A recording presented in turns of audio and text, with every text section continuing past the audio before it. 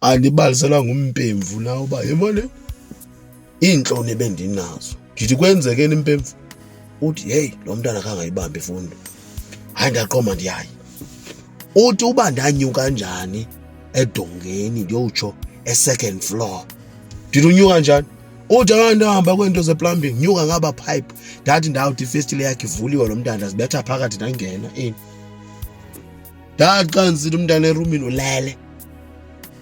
Ukobude ubuthongo umntana womntu ulele wothuka umntana watsho isikhala. Ndacela amaxolo amaxolo naye. Wathi ufunani apho ungene njani? Hayi anenhloni indoda uchaza uba ingene njani.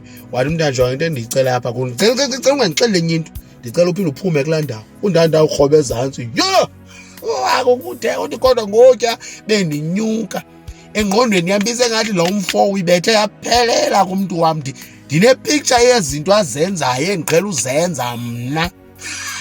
Unaye nanyukela uqabe ndithi hey, yempemvu niza kufa jali ngamangazane. Hlukanani nesinene siyekeni sidala.